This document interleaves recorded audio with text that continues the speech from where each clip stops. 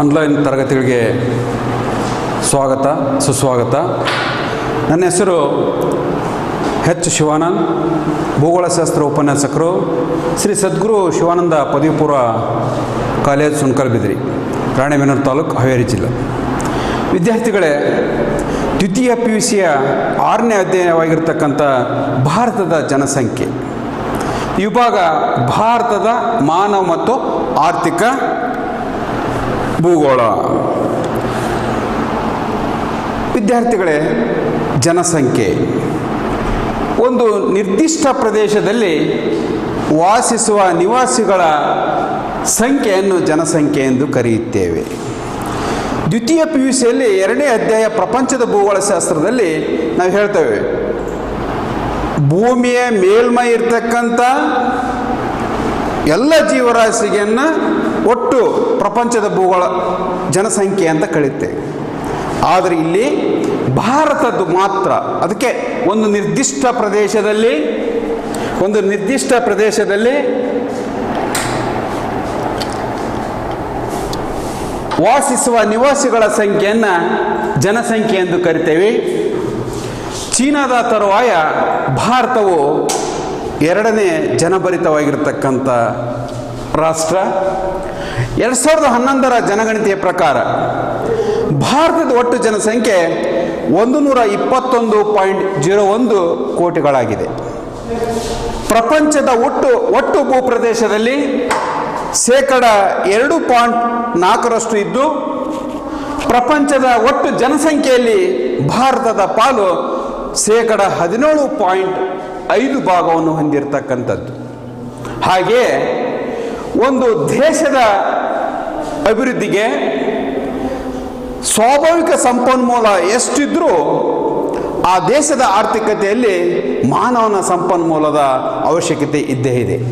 ಹಾಗಾಗಿ ವಿದ್ಯಾರ್ಥಿಗಳೇ, ನಮ್ಮ ದೇಶ ಸ್ವಾಭಾವಿಕ ಸಂಪನ್ಮೂಲ ಜೊತೆಗೆ ಜನಭರಿತವಾಗಿರ್ತಕ್ಕಂಥ ರಾಷ್ಟ್ರ. ಪ್ರಪಂಚದ ಜನಸಂಖ್ಯೆಯನ್ನು ಸಾಲಾಗಿ ನಿಲ್ಲಿಸಿಕೊಂಡಾಗ ನಮ್ಮ ಭಾರತೀಯರು 6 ಜನಕ್ಕೊಬ್ಬ ಭಾರತೀಯರು ಸಿಗ್ತಕ್ಕಂಥದ್ದು. ಹಾಗಾಗಿ ಜನಭರಿತವಾಗಿರ್ತಕ್ಕಂಥ ರಾಷ್ಟ್ರ. ಈ ವಿಚಾರದಲ್ಲಿ ಭಾರತ ಅತ್ಯಧಿಕ ಜನಸಂಖ್ಯೆಯನ್ನು ಹೊಂದಿರತಕ್ಕಂಥದ್ದು. ಆ ಅತ್ಯಧಿಕ ಜನಸಂಖ್ಯೆಯನ್ನು ಹೊಂದಿರೋದಕ್ಕೆ ಜನಸಂಖ್ಯಾ ಸ್ಫೋಟ ಎಂದು ಕರೆಯಲಾಗಿದೆ. ಇದು ದೇಶದ ಆರ್ಥಿಕ ಅಭಿವೃದ್ಧಿಯಲ್ಲಿ ದುಷ್ಪರಿಣಾಮವನ್ನು ಉಂಟು ಮಾಡತಕ್ಕಂಥದ್ದು. ಆದ್ದರಿಂದ ಜನಸಂಖ್ಯೆ ಬೆಳವಣಿಗೆಯು ಭಾರತದ ಸಂಪನ್ಮೂಲವಾಗೋದರ ಜೊತೆಗೆ ಒಂದು ದೊಡ್ಡ ಸಮಸ್ಯೆಯಾಗಿ ಪರಿಗಣಿಸಿರ್ತಕ್ಕಂಥದ್ದು. ವಿದ್ಯಾರ್ಥಿಗಳೇ, ಭಾರತದ ಜನಸಂಖ್ಯೆ ನಾವು ಗಮನಿಸಿಕೊಂಡಾಗ, ನಮ್ಮ ದೇಶದ ಜನಸಂಖ್ಯೆಯನ್ನು ಗಮನಿಸಿಕೊಂಡಾಗ, ಬಹುಶಃ ಏಷ್ಯಾ ಖಂಡದಲ್ಲಿ ಚೀನಾದ ತರುವಾಯ ಭಾರತ 2ನೇ ಸ್ಥಾನದಲ್ಲಿರ್ತಕ್ಕಂಥ ನಮ್ಮ ಜನಭರಿತವಾಗಿರ್ತಕ್ಕಂಥ ರಾಷ್ಟ್ರದಲ್ಲಿ. ಹಾಗೆ ನಾವು ವರ್ಷದಿಂದ ವರ್ಷಕ್ಕೆ ಭಾರತದ ಜನಸಂಖ್ಯೆ ಯಾವ ರೀತಿಯಲ್ಲಿ ಏರಿಕೊಂಡಿದೆ, ಹೆಚ್ಚಾಗಿದೆ ಅನ್ನೋದು ನೋಡಲಿಕ್ಕೆ ನಾನು ಇಲ್ಲೊಂದು ಗ್ರಾಫನ್ನು ತೋರಿಸ್ತಿದ್ದೀನಿ. 2011ರಲ್ಲಿ ಜನಗಣತಿ ಪ್ರಕಾರ 121 ಕೋಟಿಗಳಾಗಿರ್ತಕ್ಕಂಥದ್ದು. 2016ರಲ್ಲಿ 129 ಕೋಟಿ. 2021ಕ್ಕೆ, ಈಗ ಮುಂದಿನ ವರ್ಷಕ್ಕೆ ನಮ್ಮ ಜನಗಣತಿ ಮಾಡಿಕೊಂಡಾಗ ನಮ್ಮ ಭಾರತದ ಜನಸಂಖ್ಯೆ 136 ಕೋಟಿಗಳಾಗಿರ್ತಕ್ಕಂಥದ್ದು. ಹಾಗೆ ನಾವು ಮುಂದೆ 2026ಕ್ಕೆ 142 ಕೋಟಿ, 2031ಕ್ಕೆ 147 ಕೋಟಿ, 2036ಕ್ಕೆ ಬಹುಶಃ ನಮ್ಮ ಭಾರತದ ಜನಸಂಖ್ಯೆ 152 ಕೋಟಿಗಳು ತಲುಪ್ತಕ್ಕಂಥದ್ದು ಭವಿಷ್ಯದಲ್ಲಿ ನಾವು ಮಾಡಿರ್ತಕ್ಕಂಥದ್ದು ಒಂದು. ಹಾಗಾಗಿ ವಿದ್ಯಾರ್ಥಿಗಳೇ, ಜನಸಂಖ್ಯೆ ಬೆಳವಣಿಗೆ ಎಂದರೇನು? ಒಂದು ದೇಶ ಅಥವಾ ಒಂದು ಪ್ರದೇಶದಲ್ಲಿ ವಾಸಿಸುವ ಜನರ ಸಂಖ್ಯೆಯಲ್ಲಿ ಏರಿಕೆಯಾಗುವುದನ್ನು ಜನಸಂಖ್ಯೆ ಬೆಳವಣಿಗೆ ಎಂದು ಕರೆಯುತ್ತೇವೆ. ಒಂದು ರಾಷ್ಟ್ರ ಅಥವಾ ಒಂದು ಪ್ರದೇಶದಲ್ಲಿ ವಾಸಿಸುವ ಜನರ ಸಂಖ್ಯೆಯಲ್ಲಿ ಏರಿಕೆಯಾಗುವುದನ್ನು ಜನಸಂಖ್ಯೆ ಬೆಳವಣಿಗೆ ಎಂದು ಕರೆಯುತ್ತೇವೆ. ಬಹುಶಃ ನಮ್ಮ ರಾಷ್ಟ್ರದ 1901ರಿಂದ 2011ರವರೆಗಿನ ಒಂದು ಭಾರತದ ಜನಸಂಖ್ಯೆ ಬೆಳವಣಿಗೆಯನ್ನು ಈ ಕೆಳಕಂಡಂತೆ ನಾವು ಹಂತಗಳನ್ನು ಮಾಡಲಾಗಿದೆ. ಆ ಹಂತಗಳನ್ನು ನಾವು ನೋಡೋಣ ವಿದ್ಯಾರ್ಥಿಗಳೇ. 1901ರಿಂದ 1921ಕ್ಕೆ ಸ್ಥಿರ ಜನಸಂಖ್ಯೆ ಬೆಳವಣಿಗೆ ಎಂದು ಕರೆಯಲಾಗಿದೆ. ಅದೇ 1921ರಿಂದ 1951 ನಿರಂತರ ಬೆಳವಣಿಗೆ. 1951ರಿಂದ 1981 ಶೀಘ್ರ ಅಧಿಕ ಬೆಳವಣಿಗೆ ಎಂದು ನಾವು ಪರಿಗಣಿಸಲಾಗಿದೆ. 1981ರಿಂದ 2011 ಅಧಿಕ ಬೆಳವಣಿಗೆಯೊಂದಿಗೆ ಇಳಿಮುಖವಾಗುತ್ತಿರುವ ಸ್ಪಷ್ಟ ಒಂದು ಸೂಚನೆ ಕೂಡ ಕಂಡಿರ್ತಕ್ಕಂಥದ್ದು. ಮೊದಲನೇ ಹಂತ ಸ್ಥಿರ ಜನಸಂಖ್ಯೆ ಬೆಳವಣಿಗೆ. ಬಹುಶಃ ವಿದ್ಯಾರ್ಥಿಗಳೇ, ಜನಸಂಖ್ಯೆ ಬೆಳವಣಿಗೆಯು 1901ರಲ್ಲಿ 238 ದಶಲಕ್ಷ ಇರ್ತಕ್ಕಂಥದ್ದು, ಅದು 2051ಕ್ಕೆ ಎಷ್ಟು 238 ದಶಲಕ್ಷದಿಂದ 251 ದಶಲಕ್ಷಕ್ಕೆ ಏರಿರ್ತಕ್ಕಂಥದ್ದು. ಅಂದರೆ 13 ಲಕ್ಷ ಮಾತ್ರ ನಮ್ಮ ಭಾರತದ ಜನಸಂಖ್ಯೆ ಏರಿಕೆ. ಅದಕ್ಕಾಗಿ ಸ್ಥಿರ ಜನಸಂಖ್ಯೆ ಬೆಳವಣಿಗೆ. ಇಲ್ಲಿ 1921ರಲ್ಲಿ ಜನಸಂಖ್ಯೆ ಬೆಳವಣಿಗೆ ಬಹಳ ಕಡಿಮೆ ಆಗಲಿಕ್ಕೆ ಅಲ್ಲಿ ಋಣಾತ್ಮಕವಾಗಿರ್ತಕ್ಕಂಥ ವಿಚಾರ ಕೂಡ ಕಂಡು ಬರ್ತಕ್ಕಂಥದ್ದು. ಬಹುಶಃ -0.31 ಭಾಗದಷ್ಟು ಇರ್ತಕ್ಕಂಥದ್ದು. ಈ ಅವಧಿಯಲ್ಲಿ ನಮ್ಮ ರಾಷ್ಟ್ರಕ್ಕೆ ತಲೆದೂಗಿರ್ತಕ್ಕಂಥ ಒಂದು ರೋಗಗಳು ಯಾವುವು ಅಂದರೆ ಪ್ಲೇಗ್, ಕಾಲರಾ, ಮಲೇರಿಯಾ, ವಿಷಮ ಶೀತ ಜ್ವರ ಮುಂತಾದ ಸಾಂಕ್ರಾಮಿಕ ರೋಗಗಳು ಸ್ವಾಭಾವಿಕವಾಗಿ ಜನಸಂಖ್ಯೆ ಬೆಳವಣಿಗೆಗೆ ಕಡಿವಾಣ ಹಾಕಿರ್ತಕ್ಕಂಥದ್ದು. ಆದ್ದರಿಂದ ಈ ದಶಕವನ್ನು ಭಾರತೀಯ ಜನಗಣತಿಯ ಇತಿಹಾಸದಲ್ಲಿ 1901, 1921 ಈ ದಶಕವನ್ನು ಭಾರತೀಯ ಜನಗಣತಿ ಇತಿಹಾಸದ ಒಂದು ಮಹಾವಿಭಾಜಕ ಎಂದು ಕೂಡ ಕರೆಯಲಾಗಿದೆ. ವಿದ್ಯಾರ್ಥಿಗಳೇ, ಎರಡನೇ ಹಂತ ಬಹುಶಃ ಜನಸಂಖ್ಯೆ ನಿರಂತರ ಬೆಳವಣಿಗೆ ಆಗಿರ್ತಕ್ಕಂಥದ್ದು. ಈ ಬೆಳವಣಿಗೆ ನಾವು ಗಮನಿಸಿಕೊಂಡಾಗ ವಿದ್ಯಾರ್ಥಿಗಳೇ, ಎರಡನೇ ಹಂತ ನಾವು ನೋಡಿಕೊಂಡಾಗ ಸ್ಥಿರ ಜನಸಂಖ್ಯೆ ಬೆಳವಣಿಗೆ ಆದಮೇಲೆ ಎರಡನೇ ಹಂತದಲ್ಲಿ ನಿರಂತರ ಬೆಳವಣಿಗೆ ಆಗಿರ್ತಕ್ಕಂಥದ್ದು. ಬಹುಶಃ ಈ ಜನಸಂಖ್ಯೆ ಬೆಳವಣಿಗೆಯಲ್ಲಿ ಸಾಧಾರಣ ಪ್ರಮಾಣದಲ್ಲಿದ್ದು 251 ದಶಲಕ್ಷದಿಂದ 1921ರಿಂದ 361 ದಶಲಕ್ಷ, ಅಂದರೆ 1951ಕ್ಕೆ ಏರಿಕೆ ಆಗಿರ್ತಕ್ಕಂಥದ್ದು. ಇದಕ್ಕೆ ಪ್ಲೇಗ್, ಕಾಲರಾ ಮುಂತಾದ ಸಾಂಕ್ರಾಮಿಕ ರೋಗಗಳು ಮತ್ತು ಕ್ಷಯ ನಿಯಂತ್ರಣ ಹಾಗೂ ಪ್ರವಾಹ ಮತ್ತು ಬರಗಾಲಗಳ ಸಂದರ್ಭದಲ್ಲಿ ತುರ್ತಾಗಿ ಪರಿಹಾರ ಕ್ರಮ ಕೈಗೊಂಡಿರ್ತಕ್ಕಂಥದ್ದು ನಮ್ಮ ರಾಷ್ಟ್ರ. ಇದರ ಒಂದು ಪರಿಣಾಮದಲ್ಲಿ ಮರಣ ದರದಲ್ಲಿ ಇಳಿಕೆಯಾಗಿದ್ದು ಮುಖ್ಯ ಕಾರಣವಾಗಿರ್ತಕ್ಕಂಥದ್ದು. ಜನಸಂಖ್ಯೆ ಹೆಚ್ಚಳ ಆಗಲಿಕ್ಕೆ ಇಲ್ಲಿ ಮರಣ ದರ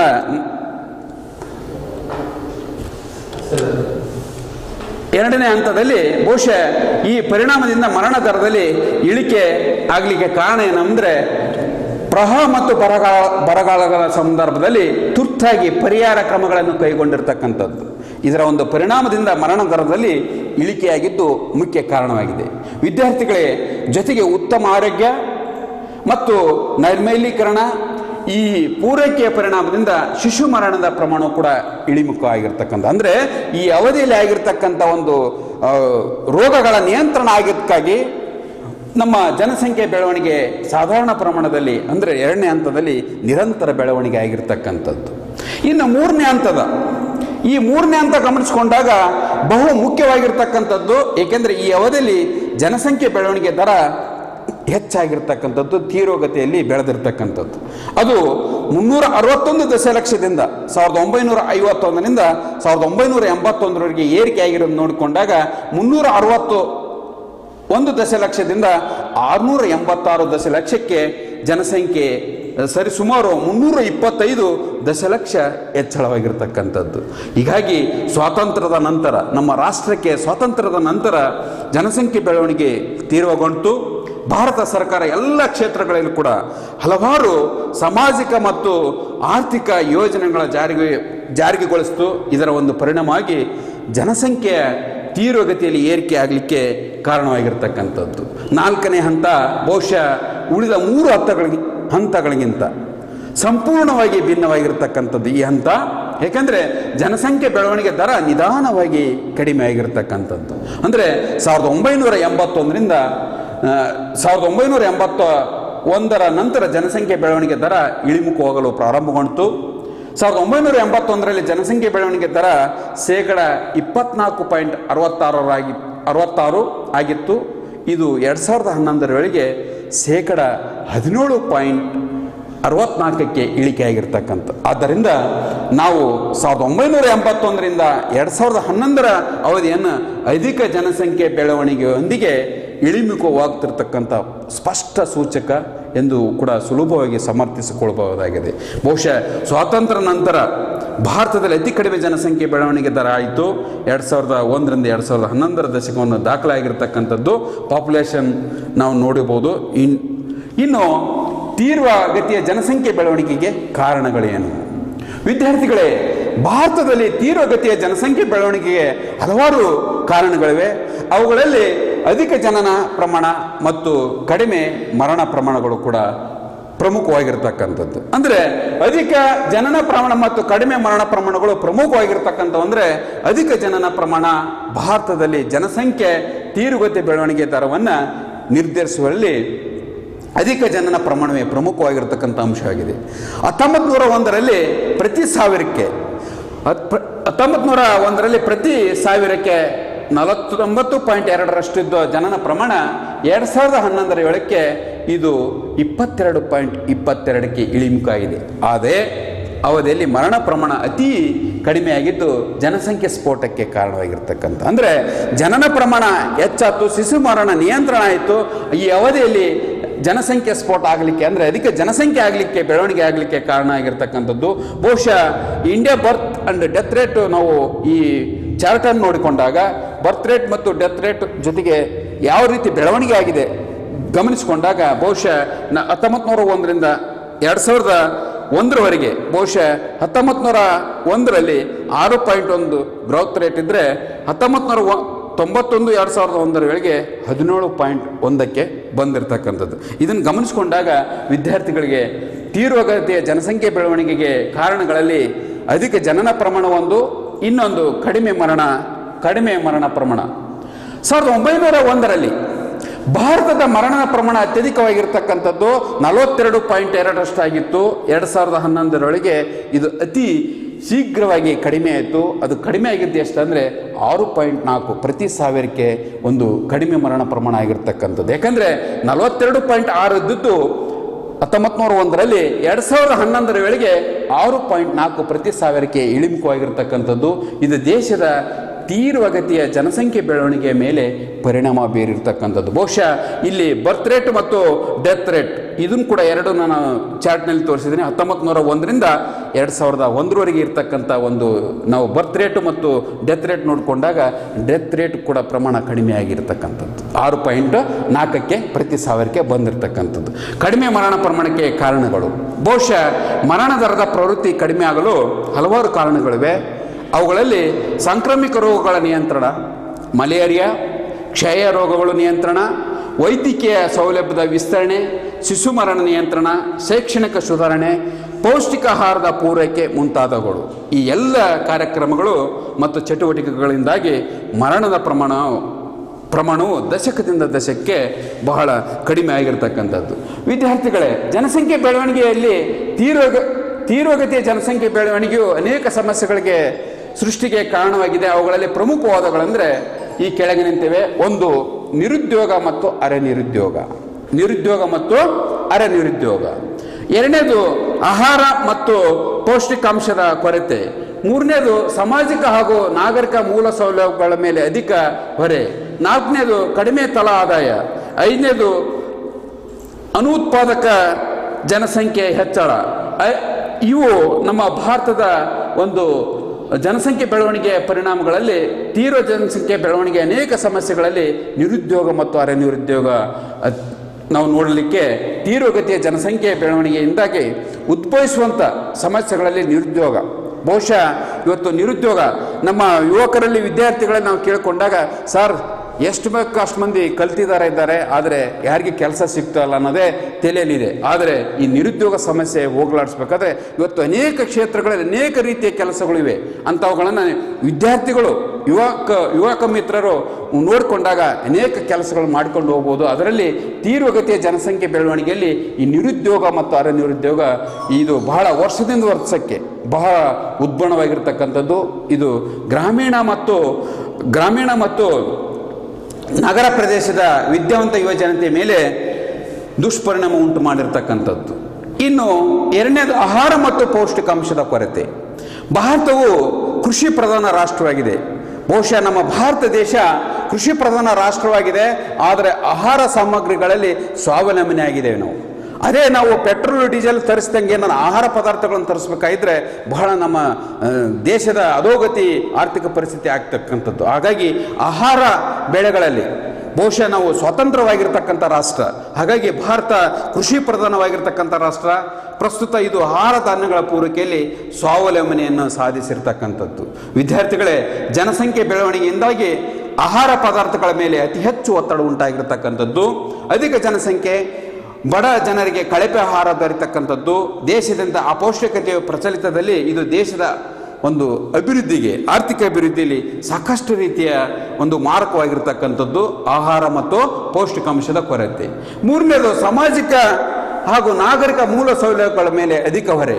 ಬಹುಶಃ ವಿದ್ಯಾಭ್ಯಾಸ, ಆರೋಗ್ಯ ಮತ್ತು ವೈದ್ಯಕೀಯ, ವಸತಿ, ಕುಡಿಯುವ ನೀರು, ವಿದ್ಯುತ್ ಶಕ್ತಿ, ನೈರ್ಮಲ್ಯ ಮುಂತಾದ ಮೂಲಭೂತ ಸೌಲಭ್ಯಗಳು ಯಾವುದೇ ಸಮಾಜಕ್ಕೂ, ಎಲ್ಲ ಸಮಾಜಕ್ಕೂ ಅವಶ್ಯಕವಾಗಿರ್ತಕ್ಕಂಥದ್ದು. ಯಾಕಂದರೆ ಪ್ರತಿಯೊಂದು ಸಮಾಜ ಬೇಕಾಗಿರ್ತಕ್ಕಂಥ ಅಂದರೆ ವಿದ್ಯಾಭ್ಯಾಸ ಬೇಕಾಗಿದೆ, ಆರೋಗ್ಯ ಬೇಕಾಗಿದೆ, ವೈದ್ಯಕೀಯ ಒಂದು ಸೌಲಭ್ಯಗಳು ಬೇಕಾಗಿದೆ, ವಸತಿಗಳು ಇರಲಿಕ್ಕೆ, ಕುಡಿಯುವ ನೀರು, ವಿದ್ಯುತ್ ಶಕ್ತಿ, ನೈರ್ಮಲ್ಯ ಮುಂತಾದ ಮೂಲಭೂತ ಸೌಲಭ್ಯಗಳು ನಮಗೆ ಸಮಾಜಕ್ಕೆ ಅತ್ಯಂತ ಅವಶ್ಯಕವಾಗಿರ್ತಕ್ಕಂಥದ್ದು. ಏಕೆಂದರೆ ಇವನ್ನೆಲ್ಲವನ್ನು ಗಮನಿಸಿಕೊಂಡಾಗ ಬಹುಶಃ ನಾವು ಕುಡಿಯುವ ನೀರು ಅಂದ ತಕ್ಷಣ ಇವತ್ತು ಗ್ರಾಮೀಣ ಮಟ್ಟದಲ್ಲಿ ಪ್ರತಿ ಪಂಚಾಯತಿ ಯೋಜನೆ ನೋಡಿಕೊಂಡಾಗ ಹಳ್ಳಿಗಳಲ್ಲಿ ಶುದ್ಧ ನೀರಿನ ಘಟಕಗಳನ್ನು ಕೂಡ ಸ್ಥಾಪಿಸಿದ್ದಾರೆ. ಆದರೆ ನಮ್ಮ ಈ ಸಾಮಾಜಿಕ ಹಾಗೂ ನಾಗರಿಕ ಮೂಲ ಸೌಲಭ್ಯಗಳ ಮೇಲೆ ಅಧಿಕ ಹೊರೆಯಾಗಿದೆ. ಅಂದರೆ ಬಹುಶಃ ಕುಡಿಯುವ ನೀರಿಗಾಗಿ ಸಾಕಷ್ಟು ಸರ್ಕಾರ ನಾವು ಖರ್ಚು ಮಾಡ್ತಕ್ಕಂಥದ್ದು, ಆದರೂ ನಮಗೆ ರೋಗಗಳು ನಮ್ಮ ಬೆನ್ನಿಂದ ಇದಾವೆ. ಯಾಕೆಂದರೆ ನಾವು ಸೇವಿಸುವಂಥ ಗಾಳಿ ಸರಿಯಾದ ಗಾಳಿ ಇಲ್ಲ. ಹಾಗಾಗಿ ನಾವು ಪರಿಸರ ದಿನಾಚರಣೆ ಜೂನ್ 5 ಯಾಕೆ ಮಾಡ್ತದ ಅಂದರೆ ಶುದ್ಧವಾದ ಗಾಳಿ ಬೇಕು ಅನ್ನೋದನ್ನು ದೃಷ್ಟಿ ಇಟ್ಕೊಂಡು ನಾವು ಮಾಡ್ತಾ ಇದ್ದೇವೆ. ಆದರೂ ಇಲ್ಲಿ ಸಾಮಾಜಿಕ ಹಾಗೂ ನಾಗರಿಕ ಸೌಲಭ್ಯಗಳ ಮೇಲೆ ಅಧಿಕ ಹೊರೆ ಅಂದರೆ ಸರ್ಕಾರವು ಅನೇಕ ಯೋಜನೆಗಳ ಮೂಲಕ ಇವುಗಳನ್ನು ಪೂರೈಸ್ತದೆ. ಅದು ಜನಸಂಖ್ಯೆ ಹೆಚ್ಚಳಕ್ಕೆ ಅನುಗುಣವಾಗಿ ಇವುಗಳನ್ನು ಪೂರೈಕೆ ಮಾಡಲು ಸಾಧ್ಯವಾಗುವುದಿಲ್ಲ. ಇದು ದೇಶದ ಸಾಮಾಜಿಕ ಅಸಮಾನತೆಗೆ ಕಾರಣವಾಗಿರ್ತಕ್ಕಂಥದ್ದು. ಇನ್ನು ಜನಸಂಖ್ಯೆ ಬೆಳವಣಿಗೆ ಪರಿಣಾಮಗಳಲ್ಲಿ ಕಡಿಮೆ ತಲಾ ಆದಾಯ. ಬಹುಶಃ ದೇಶದ ರಾಷ್ಟ್ರೀಯ ಆದಾಯ ಪ್ರತಿ ವರ್ಷ ಸುಮಾರು 3.6% ಹೆಚ್ಚಳವಾಗಿರ್ತಕ್ಕಂಥದ್ದು. ಆದರೆ ವಾರ್ಷಿಕ ತಲಾ ಆದಾಯ ಕೇವಲ 1.5% ಹೆಚ್ಚಳವಾಗಿರ್ತಕ್ಕಂಥದ್ದು. ಕಡಿಮೆ ತಲಾ ಆದಾಯ ಜನರ ಆರ್ಥಿಕ ಪರಿಸ್ಥಿತಿ ಮೇಲೆ ಪರಿಣಾಮ ಬೀರ್ತಕ್ಕಂಥದ್ದು. ಹಾಗಾಗಿ ಇವತ್ತು ಕಡಿಮೆ ತಲಾ ಆದಾಯ ಕೂಡ ಜನಸಂಖ್ಯೆ ಬೆಳವಣಿಗೆ ಪರಿಣಾಮಗಳಲ್ಲಿ ಅದು ಒಂದು ಪ್ರಮುಖವಾಗಿರ್ತಕ್ಕಂಥದ್ದು. ಇನ್ನು ಅನುತ್ಪಾದಕ ಜನಸಂಖ್ಯೆ ಹೆಚ್ಚಳ. ಬಹುಶಃ ನಮ್ಮ ದೇಶ ಇಡೀ ಜನಸಂಖ್ಯೆ ಉತ್ಪಾದಕವಾಗುವುದರಲ್ಲಿ ಸಾಮಾನ್ಯವಾಗಿ 16ರಿಂದ 60 ವಯಸ್ಸಿನ ಜನರು, 16ರಿಂದ 60 ವರ್ಷದ ಜನರು ಉತ್ಪಾದಕರಾಗಿರ್ತಕ್ಕಂಥದ್ದು. 15 ವರ್ಷಗಳಿಂದ ಕಡಿಮೆ ವಯಸ್ಸಿನವರು ಬಾಲಕರಾಗಿ ಬಾಲ್ಯ ಅವಸ್ಥೆಯಲ್ಲಿ ಇರ್ತಕ್ಕಂಥವ್ರು, ದುಡಿಯೋರ ಮೇಲೆ ಅವಲಂಬಿತರಾಗಿರ್ತಕ್ಕಂಥವ್ರು ಮತ್ತು 60 ವರ್ಷಗಳಿಗಿಂತ ಮೇಲ್ಪಟ್ಟ ವೃದ್ಧರು ಜನರು ಅನುತ್ಪಾದಕರಾಗಿರ್ತಕ್ಕಂಥವ್ರು. ಅಂದರೆ ದುಡಿಯೋರ ಮೇಲೆ ವರ್ಷ 16ರಿಂದ 60 ವರ್ಷದ ಮೇಲೆ ಅವಲಂಬಿತರಾಗಿರ್ತಕ್ಕಂಥದ್ದು. ಅಂದರೆ 15 ವರ್ಷ ಕೆಳಗಿರ್ತಕ್ಕಂಥವ್ರು, 60 ವರ್ಷ ಮೇಲ್ಪಟ್ಟ ವೃದ್ಧರು ಇದು ಅನುತ್ಪಾದಕರಾಗಿರ್ತಕ್ಕಂಥ, ದುಡಿಯೋರಲ್ಲ, ದುಡಿಯೋರ ಮೇಲೆ ಅವಲಂಬಿತರಾಗಿರ್ತಕ್ಕಂಥವ್ರು. ಹಾಗಾಗಿ ಅನುತ್ಪಾದಕ ಜನಸಂಖ್ಯೆ ಹೆಚ್ಚಳ ಆಗಿರ್ತಕ್ಕಂಥದ್ದು. ಈ ಅನುತ್ಪಾದಕ ವರ್ಗವು ದುಡಿಮೆ ವರ್ಗದವರ ಮೇಲೆ ಅವಲಂಬಿತರಾಗಿರ್ತಕ್ಕಂಥದ್ದು. ಹಾಗಾಗಿ ಶೀಘ್ರ ಜನಸಂಖ್ಯೆ ಬೆಳವಣಿಗೆ ಉತ್ಪಾದಕಕ್ಕಿಂತ ಅನುತ್ಪಾದಕರ ಸಂಖ್ಯೆ ವೃದ್ಧವಾಗಿರ್ತಕ್ಕಂಥದ್ದು. ಜನಸಂಖ್ಯೆ ಬೆಳವಣಿಗೆಯನ್ನು ನಿಯಂತ್ರಿಸಲು ಕೈಗೊಂಡಿರ್ತಕ್ಕಂಥ ಕ್ರಮಗಳು. ವಿದ್ಯಾರ್ಥಿಗಳೇ, ದೇಶದಲ್ಲಿ ನಮ್ಮ ರಾಷ್ಟ್ರದಲ್ಲಿ ತೀವ್ರಗತಿಯ ಬೆಳೆಯುತ್ತಿರ್ತಕ್ಕಂಥ ಜನಸಂಖ್ಯೆಯನ್ನು ನಿಯಂತ್ರಿಸಲು ಭಾರತ ಸರ್ಕಾರ ಹಲವು ಕ್ರಮಗಳನ್ನು ಕೈಗೊಂಡಿದೆ. ಅವುಗಳಲ್ಲಿ ಪ್ರಮುಖವಾಗಿರ್ತಕ್ಕಂಥದ್ದು ಕುಟುಂಬ ಕಲ್ಯಾಣ ಯೋಜನೆ. ಬಹುಶಃ ಈ ಕುಟುಂಬ ಕಲ್ಯಾಣ ಯೋಜನೆ ಮುಖ್ಯ ಉದ್ದೇಶ ಜನನ ದರವನ್ನು ನಿಯಂತ್ರಿಸುವುದಾಗಿದೆ. ಬಹುಶಃ ಕುಟುಂಬ ಕಲ್ಯಾಣ ಯೋಜನೆ ನಮ್ಮ ದೇಶ 1952ರಲ್ಲಿ ಜಾರಿಗೆ ತಂದಿರತಕ್ಕಂಥದ್ದು ಕುಟುಂಬ ಕಲ್ಯಾಣ ಯೋಜನೆ. ಉದಾಹರಣೆಗೆ ಪುರುಷ ಹಾಗೂ ಸ್ತ್ರೀಯರಿಗೆ ಉಚಿತ ಸಂತಾನ ಹರಣ ಶಸ್ತ್ರಚಿಕಿತ್ಸೆ, ಸಂತಾನ ನಿರೋಧಕ ಸಲಕರಣೆಗಳ ಅಳವಡಿಸಿಕೆ, ಬ್ರಹ್ಮಚಾರ್ಯ ಆಚರಣೆ ಇವನ್ನು ಮುಂದೂಡುವುದು. ಇಂಥ ಕುಟುಂಬ ಕಲ್ಯಾಣ ಯೋಜನೆ ಒಂದು ಜನನ ಪ್ರಮಾಣವನ್ನು ನಿಯಂತ್ರಿಸಲಿಕ್ಕೆ ಕೈಗೊಂಡಿರ್ತಕ್ಕಂಥ ಕ್ರಮಗಳಲ್ಲಿ ಕುಟುಂಬ ಕಲ್ಯಾಣ ಯೋಜನೆ. ಎರಡನೇದು ಮಹಿಳೆಯರ ಸ್ಥಾನದ ಸುಧಾರಣೆ. ಬಹುಶಃ ಮಹಿಳೆಯರಿಗೆ ಶಿಕ್ಷಣ ನೀಡುವ ಹಾಗೂ ಹಲವು ಮಹಿಳಾ ಕಲ್ಯಾಣ ಯೋಜನೆಗಳನ್ನು ಕೂಡ ಜಾರಿಗೆ ತಂದಿರತಕ್ಕಂಥದ್ದು. ಈ ಮೂಲಕ ಮಹಿಳೆಯರ ಆರ್ಥಿಕ, ಸಾಮಾಜಿಕ ಮತ್ತು ರಾಜಕೀಯ ಸ್ಥಾನಮಾನಗಳನ್ನು ಸುಧಾರಿಸಿರ್ತಕ್ಕಂಥದ್ದು. ಯಾಕಂದರೆ ಮಹಿಳೆಯರ ಸ್ಥಾನದ ಸುಧಾರಣೆ, ಯಾಕಂದರೆ ನಮ್ಮ ರಾಷ್ಟ್ರ ಪುರುಷ ಪ್ರಧಾನ ರಾಷ್ಟ್ರವಾಗಿರೋದ್ರಿಂದ ಹಿಂದಿನಕ್ಕೂ ಈಗಿನಕ್ಕೂ ಮಹಿಳೆಯರ ಸ್ಥಾನಮಾನವನ್ನು ಗಮನಿಸಿಕೊಂಡಾಗ ಹಿಂದೆ ಮಹಿಳೆಯರ ಶಿಕ್ಷಣ ಕಡಿಮೆ ಇತ್ತು. ಈಗ ಮಹಿಳೆಯರ ಶಿಕ್ಷಣ ಆಟೋಮೆಟಿಕ್ ಆಗಿ ಹೆಚ್ಚಾಗಿರ್ತಕ್ಕಂಥದ್ದು. ಹಾಗಾಗಿ ಮಹಿಳೆಯರ ಒಂದು ಸ್ಥಾನಮಾನದ ಸುಧಾರಣೆ ಆಗಿರೋದ್ರಿಂದ ಜನಸಂಖ್ಯೆ ಬೆಳವಣಿಗೆ ನಿಯಂತ್ರಿಸಲಾಗಲಿಕ್ಕೆ ಅದು ಒಂದು ಕೂಡ ಕಾರಣವಾಗಿರ್ತಕ್ಕಂಥದ್ದು. ಇನ್ನು ಶಿಶು ಮರಣ ನಿಯಂತ್ರಣ. ವಿದ್ಯಾರ್ಥಿಗಳೇ, ಅಧಿಕ ಪ್ರಮಾಣದ ಶಿಶು ಮರಣವು ಕೂಡ ಜನನ ಪ್ರಮಾಣ ಅಧಿಕವಾಗಲು ಕಾರಣವಾಗಿರುವ ಪ್ರಮುಖ ಅಂಶಗಳಲ್ಲಿ ಒಂದಾಗಿದೆ. ಏಕೆಂದರೆ ಶಿಶು ಮರಣ ಪ್ರಮಾಣ ಕಡಿಮೆ ಮಾಡಲು ಜನನಿ ಸುರಕ್ಷಾ ಯೋಜನೆ, ಮಡಿಲು ಪ್ರಸೂತಿ ಆರೈಕೆ ಇತ್ಯಾದಿಗಳು ಈ ಕಾರ್ಯಕ್ರಮ ಕೂಡ ನಮ್ಮ ರಾಷ್ಟ್ರ ಕೈಗೊಂಡಿರ್ತಕ್ಕಂಥದ್ದು, ಜಾರಿಗೆ ತಂದಿರತಕ್ಕಂಥದ್ದು. ಇನ್ನು ಕ್ಷೇತ್ರ ಯೋಜನೆಗಳು. ಈ ಯೋಜನೆ ಅಡಿಯಲ್ಲಿ ಆರೋಗ್ಯ ಕಾರ್ಯಕರ್ತರು ಮನೆ ಮನೆಗೆ ಭೇಟಿ ನೀಡಿ ಸಣ್ಣ ಕುಟುಂಬಗಳ ಅನುಕೂಲತೆಗಳು ಅವುಗಳ ಬಗ್ಗೆ ತಿಳಿಸೋದು ಹಾಗೂ ಕಲ್ಯಾಣ ಯೋಜನೆಯನ್ನು ಅಳವಡಿಸಿಕೊಳ್ಳಲು ಪ್ರೋತ್ಸಾಹವನ್ನು ಮಾಡೋದು. ಈ ಯೋಜನೆ ಕೂಡ ಪ್ರಮುಖವಾಗಿರ್ತಕ್ಕಂಥದ್ದು. ಇಲ್ಲಿಗೆ ಇಂದಿನ ಈ ಒಂದು ತರಗತಿಯನ್ನು ನಾವು ಮುಗಿಸ್ತಾ ಇದ್ದೀವಿ. ಎಲ್ಲರಿಗೂ ಧನ್ಯವಾದಗಳು. ಜೈ ಹಿಂದ್.